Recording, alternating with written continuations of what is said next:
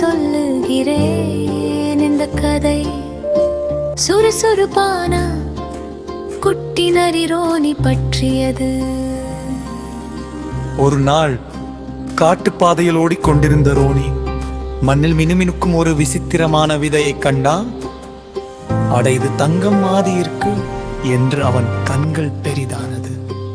Ronnie அதை எடுத்து பார்த்த, இது என் பொக்கிஷம், யாருக்கும் காட்டக்கூடாது என்று முடிவு செய்தான். அவன் அதை ஒரு மரக்கிளையின் மேல் ஒளித்து வைத்தான். அவன் தினமும் மகிழ்ச்சியாக அதை பார்த்தான். ஆனால் ரோனிக்கு தெரியாத ஒன்று இருந்தது. அந்த பொன்னான விதை ஒரு மந்திர விதை. ஆனால் ரோனிக்கு தெரியாத ஒன்று இருந்தது. அந்த பொன்னான விதை ஒரு மந்திர விதை. அடுத்த நாள் ரோனி ஓடி வந்து பார்த்தான். விதை காணவில்லை. ஐயோ, என் பொக்கிஷம் போயிட்டுதா என்று அவன் பதற்றப்பட்டான். அப்போது ஒரு குட்டி குருவி அவனருகில் வந்து அமர்ந்தது.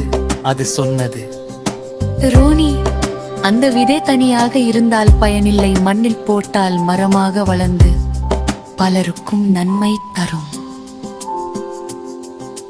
ரோனியின் மனம் மெலிந்தது. நான் இதை எனக்குத்தான் வைத்துக்கிட்டேன், தவறாச்சு என்பா. அவன் குருவியுடன் சேர்ந்து விதையை மண்ணில் போட்டான். அவன் குருவியுடன் சேர்ந்து விதையை மண்ணில் போட்டான். சிறிது நாட்கள் கழித்து அங்கே ஒரு அழகான தங்க மலர் மரம் வளர்ந்தது. காட்டிலுள்ள எல்லா விலங்குகளும் மகிழ்ந்தன. ரோனியும் சிரித்து பகிர்ந்து